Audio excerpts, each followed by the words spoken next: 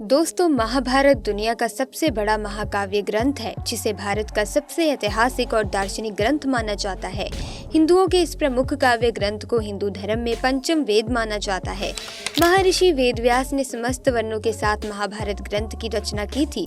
हिंदू धर्म ने मान्यता है कि महाभारत में उल्लेखित घटनाएं सत्य और प्रामाणिक हैं, लेकिन आज भी ऐसे लोगों की कमी नहीं है जो कहते हैं कि महाभारत झूठी थी। उनका कहना है कि महाभारत के गीता के उपदेश भी सिर्फ लोगों की मन की बनाई बातें थीं, पर लगातार मिलते गए पुरातात्विक और वैज्ञानिक सबूतों ने लोगों को अपनी सोच बदलने पर मजबूर कर दिया है और ये वीडियो देखने के बाद ऐसे लोगों का मुंह अपने आप ही बंद होने वाला है। आज हम महाभारत से जुड़े 7 ऐसे जीवित प्रमाणों के बारे में बात करने वाले हैं जो आज भी मौजूद है। उसके बाद निर्णय आप पर होगा कि क्या महाभारत सच में हुआ था, अन्यथा नहीं। नमस्कार दोस्तों, कैसे हैं आप सब? चलिए आपका बिना टाइम वेस्ट किए वीडियो शुरू करते हैं। नंबर 1, सबसे पहले बात करते हैं और वो है कुरुक्षेत्र की। कुरुक्षेत्र, ये तो हम सब जानते ही हैं कि महाभारत का युद्ध कुरुक्षेत्र में हुआ था, जो आज भी हरियाणा राज्य में स्थित है। कहा जाता है कि उस समय तबाही मचा देने वाला युद्ध में बहे खून की वजह से वहाँ की धरती लाल हो गई थी। पुरातात्विक विशेषज्ञों ने भी ये माना है कि महाभारत घटना सच में घटी थी, क्योंकि उस जगह पर लोहे से बने तीरों और भालों को जमीन में गड़ा पाया गया है, जिनके जांच पड़ताल करने पर 2800 ईसा पूर्व का बताया गया है, जो कि महाभारत काल के समय में ही बने हुए हैं। यदि आप भी कुरुक्षेत्र गए होंगे तो आपको भी ये पता होगा। दोस्तों, नंबर 2, दूसरे प्रमाण की अगर बात करें और वे है आजकल के न्यूक्लियर वेपन। महाभारत में आपने ब्रह्मास्त्र नाम के भयानक अस्त्र के बारे में सुना होगा। ये अस्त्र धर्म और सत्य को बनाए रखने के लिए ब्रह्मा द्वारा बनाया गया एक बहुत ही विनाशकारी परमाणु हथियार था। माना जाता है कि ये अचूक और भयंकर अस्त्र होता था, जिसे केवल दूसरा ब्रह्मास्त्र ही रोक सकता था, और जो इसको छोड़ता था वहीं उसको वापस लेने की क्षमता भी रखता था। दोस्तों, रामायण में जब लक्ष्मण ने मेघनाद पर ब्रह्मास्त्र से प्रहार करना चाहा तो भगवान श्री राम ने लक्ष्मण को ये कहकर रोक दिया कि अभी इसका उपयोग करना सही नहीं है, क्योंकि इससे सारी लंका तबाह हो जाएगी और कई बेकसूरों की जान चली जाएगी। इस प्रकार ये अस्त्र रामायण और महाभारत के काल में किसी गिने चुने योद्धाओं के पास ही होता था, यानी कि ये अस्त्र ऐसे थे जो पूरी दुनिया को तबाह करने की ताकत रखते थे। अब आप सोच रहे होंगे कि आखिर मैं आपको ये क्यों बता रही हूँ। तो आपको बता दूं कि आधुनिक काल में जे रॉबर्ट ओपेनहाइमर ने गीता और महाभारत का बहुत गहरा अध्ययन किया। गौरतलब है कि अमेरिका ने इसी वैज्ञानिक रॉबर्ट ओपेनहाइमर को परमाणु बम बनाने का काम दिया था। उन्होंने महाभारत काल के ब्रह्मास्त्र अस्त्र की संहार क्षमता पर शोध किया और अपने मिशन का नाम दिया था ट्रिनिटी। फिर रॉबर्ट ओपेनहाइमर के नेतृत्व में अमेरिकन साइंटिस्ट की एक टीम ने एक प्रोजेक्ट पर काम करना शुरू किया।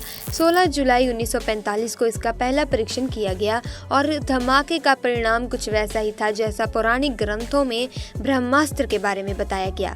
इससे सारे परमाणु वैज्ञानिक इस बात को मानते हैं कि वास्तव में ब्रह्मास्त्र, जिसको आज हम परमाणु बम कहते हैं, उसका प्रयोग महाभारत में किया गया था। इस घटक बम के सफल परीक्षण करने के बाद रॉबर्ट ओपेनहाइमर ने गीता का श्लोक भी पढ़ा था और वे खुद रोने लगे थे। चलिए आपको दिखाते हैं कि आखिर रॉबर्ट ओपेनहाइमर ने क्या कहा था। चलिए देखिए।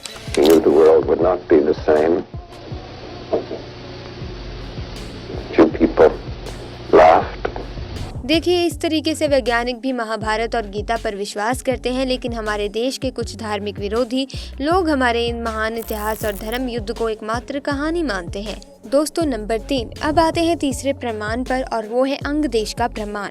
कुंती के सबसे बड़े बेटे दानवीर कर्ण अंग देश के राजा थे, जो उनको दुर्योधन द्वारा उपहार स्वरूप भेंट किया गया था। उस समय का अंग देश आज उत्तर प्रदेश में गोंडा जिले के नाम से जाना जाता है। साथ ही जरासंध द्वारा अपने राज्य के कुछ हिस्सों को कारण को दिए जाने की बात कही जाती है। आज बिहार के मुंगेर और भागलपुर के जिले वहीं पर हैं। और तो और दोस्तों, जिसको हम आज दिल्ली कहते हैं, वहाँ महाभारत के समय में इंद्रप्रस्थ के नाम से जानी जाती थी। तो ये स्थान तो काल्पनिक नहीं है। सैकड़ों स्थान तो ऐसे भी हैं जिनका नाम महाभारत के वक्त भी वही थे और आज भी वही हैं, जैसे कि द्वारका, कुरुक्षेत्र, बरनावा, हिडिंबा आदि। नंबर 4, अब आते हैं चौथे प्रमाण पर और वे है चक्रव्यूह का पत्थर। हिमाचल प्रदेश के हमीरपुर जिले के 16 सिंघी धर के नीचे बसा राजनौव गांव एक ऐतिहासिक स्थल के नाम से मशहूर है। प्रचलित मान्यताओं के अनुसार पांडव अज्ञातवास के दौरान यहाँ रुके थे। अज्ञातवास के दौरान अर्जुन ने यहाँ पर चक्रव्यूह का ज्ञान प्राप्त करने पर उसे पत्थर पर उकेरा, जो आज भी मौजूद है। इस चक्रव्यूह को ध्यान से देखा जाए तो उसमें अंदर जाने का रास्ता तो साफ दिखाई देता है, लेकिन बाहर जाने का रास्ता रास्ता पता नहीं चलता। नंबर 5, अब बात करते हैं लाक्षागृह की। महाभारत में लाक्षागृह की महत्वपूर्ण भूमिका मानी जाती है, जिसमें पांडवों को जिंदा जलाने की साजिश रची गई थी, लेकिन सुरंग के माध्यम से पांडवों ने निकलकर अपनी जान बचाई थी। वह वाडावती यानी कि वर्तमान बनावा नामक स्थान में बनाया गया था और इसके प्रमाण आज भी मौजूद हैं। दोस्तों नंबर 6, अब बात करते हैं छठे प्रमाण के बारे में, तो वो है श्रीमद् भागवत गीता। जिन्होंने श्रीमद् भागवत गीता पढ़ी होगी उन्हें अच्छी तरह से पता होगा कि उसमें अधिकांश श्लोक सिर्फ 2-2 लाइन में लिखे गए हैं, और अगर आप किसी भी एक श्लोक को पढ़ें समझें तो ये श्लोक बहुत कम शब्दों में बहुत अधिक बात कह देते हैं, मानो गागर में सागर, और जितनी गहरी बात उसमें लिखी हुई है ये बातें किसी सामान्य मनुष्य द्वारा बिल्कुल नहीं बताई जा सकती। आज मानव सभ्यता बहुत ही विकसित हो चुकी है, लेकिन आज भी गीता में विज्ञान है जो अकल्पनीय, अद्वितीय है, जिसे एक भी समान व्यक्ति का दिमाग सोच भी नहीं सकता। इसे कोई महान पुरुष या स्वयं भगवान ही बता सकते हैं। दोस्तों ये इस बात का सबूत है कि भगवान श्री कृष्ण थे और उन्होंने गीता का वाद संवाद अर्जुन के साथ किया। इसीलिए अर्जुन थे तो पांडव भी थे, और पांडव थे तो फिर महाभारत भी हुआ था। दोस्तों नंबर 7, अब बात करते हैं केदारनाथ और पशुपतिनाथ मंदिर की। पौराणिक कथा के अनुसार जब महाभारत के युद्ध में पांडवों द्वारा अपने रिश्तेदारों का रक्त बहाया गया तो भगवान शिव उनसे बेहद क्रोधित हो गए थे। ऐसे में श्री कृष्ण के कहने पर सभी पांडव भगवान शिव से माफी मांगने के लिए निकल पड़े। गुप्त काशी में पांडवों को देखकर भगवान शिव वहां से विलुप्त होकर एक अन्य स्थान पर चले गए। आज इस स्थान को केदारनाथ के नाम से जाना जाता है। शिव का पीछा करते हुए पांडव केदारनाथ पहुंच गए, लेकिन भगवान शिव उनके आने से पहले ही भैंस का रूप लेकर वहां खड़े भैंसे के झुंड में शामिल हो गए। पांडवों ने महादेव को पहचान तो लिया, लेकिन भगवान शिव भैंस के रूप में ही भूमि में समाने लगे। इस पर भीम ने अपनी ताकत के बल पर भैंस रूपी महादेव को गर्दन से पकड़कर भूमि में समाने से रोक दिया। तब भगवान शिव को अपने असल रूप में आना ही पड़ा और फिर उन्होंने पांडवों को क्षमा दान दे दिया। लेकिन भगवान शिव का मुख तो बाहर था, लेकिन उनका देह केदारनाथ पहुंच गया था। बताते हैं कि इसके बाद जहां उनका देह पहुंचा वो स्थान केदारनाथ और उनके मुख वाला स्थान पशुपति नाम से प्रसिद्ध हुआ। ये दोनों मंदिर आज भी वहीं मौजूद हैं, और अगर ये मंदिर हैं तो फिर महाभारत भी हुआ था। बात करते हैं इस वीडियो के अंतिम प्रमाण के बारे में, और वो है द्वारका नगरी।